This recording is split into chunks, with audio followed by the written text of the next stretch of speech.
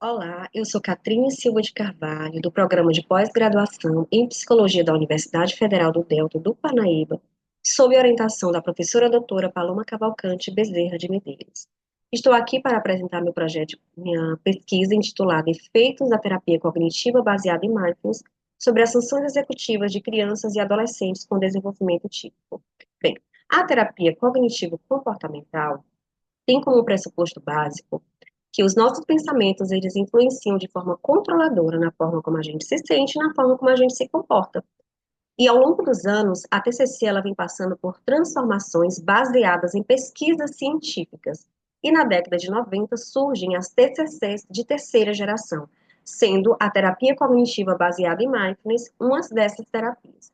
Bem, o mindfulness é a nossa capacidade de prestar atenção ao momento presente, sem pressa e sem julgamento. O mindfulness nos ajuda no nosso processo de autorregulação e no controle dos nossos impulsos, sendo que os estudos apontam que o mindfulness ele pode ser promissor no desenvolvimento das funções executivas, sendo as funções executivas processos mentais que orientam o nosso comportamento para atingir um objetivo específico, sendo as principais funções executivas o controle inibitório, a flexibilidade cognitiva e o processo de resolução de problemas.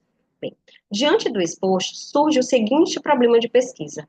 A prática de mindfulness melhora o desempenho das funções executivas de crianças e adolescentes?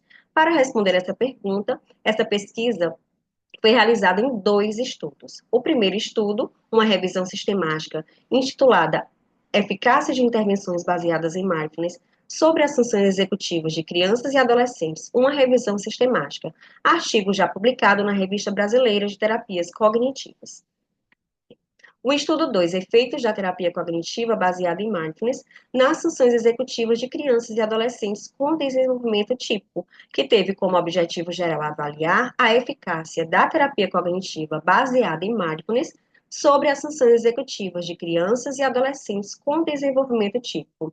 E os objetivos específicos, avaliar as funções executivas de crianças antes das intervenções, avaliar as funções executivas após as intervenções e comparar os resultados entre os dois grupos logo após a intervenção e comparar os resultados entre os dois grupos follow-up uma semana após. As hipóteses. A hipótese 1. Os participantes que forem submetidos às intervenções em mindfulness apresentarão melhor desempenho nas funções executivas do que os do grupo controle. A hipótese 2. Após o follow-up, os participantes que forem submetidos às intervenções em mindfulness continuarão apresentando melhor desempenho nas funções executivas do que os participantes do grupo controle. A metodologia. O desenho da pesquisa trata-se de um estudo quantitativo, ensaio clínico, aleatório, duplo cego, placebo-controlado de medidas repetidas, onde os participantes eles responderam ao instrumento antes, após e uma semana após as intervenções, o follow-up. A pesquisa ela foi realizada no Laboratório de Neurociências e Psicologia Social da Universidade Federal do Delta do Parnaíba. A amostra ela foi não probabilística com efeito bola de neve. Contamos com a participação de 10 crianças com desenvolvimento típico. Os critérios de inclusão, as crianças entre 9 e 12 anos de idade, de ambos os sexos, de qualquer etnia que estivessem frequentando ou não a escola e que estivessem autorização dos pais ou responsáveis para participar do estudo. Os critérios de exclusão, a criança diagnosticada com transtorno psicológico, acompanhadas por um terapeuta cognitivo comportamental, que praticassem qualquer tipo de meditação ou que estivessem tomando algum tipo de medicação. Os instrumentos utilizados, a entrevista de triagem, questionário sociodemográfico e o teste de classificação de cartas Visconsi, considerado padrão ouro na avaliação das funções executivas. Os procedimentos. Em primeiro lugar, esse projeto foi submetido ao Comitê de Ética. Após a aprovação, foi feita a divulgação, né, através de folders distribuídos em espaços públicos.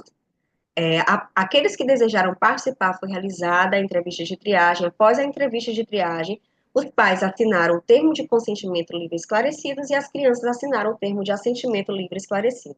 Após a assinatura dos termos, foi realizada a distribuição aleatória entre os dois grupos, controle e experimental. Após a distribuição dos grupos, foi realizada a aplicação do teste por um pesquisador cego. Após a aplicação, foi dado início às intervenções no grupo controle e no grupo experimental. O grupo controle recebeu intervenção em educação emocional e o grupo experimental recebeu intervenção em mindfulness. As intervenções tiveram a duração de 4 semanas, 2 vezes na semana, tanto no grupo controle quanto no grupo experimental. E uma semana após foi realizado o follow-up, na qual foi novamente aplicado o teste. Os dados eles foram analisados no software SPSS 26. Foi realizado o método ANOVA para comparação das medidas alcançadas nos dois grupos, controle experimental, antes e após as intervenções.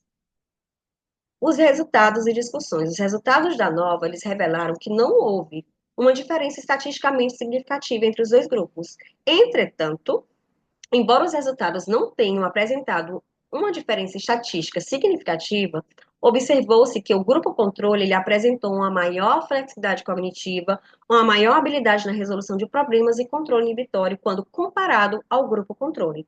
Ou seja, a intervenção baseada em marcas discretamente apresenta efeitos positivos nas funções executivas. Com base nos resultados do presente estudo, pode-se concluir que o treinamento em marketing trouxe um discreto efeito positivo nas funções executivas, mais especificamente mostrou uma melhora na flexibilidade cognitiva, no controle inibitório e resolução de problemas. E essas descobertas, elas fornecem evidências de que a prática cotidiana do marketing ajuda as crianças na autorregulação, no manejo de seus impulsos e na flexibilidade de pensamento. Essas foram as principais referências utilizadas nesse trabalho, e muito obrigada pela atenção.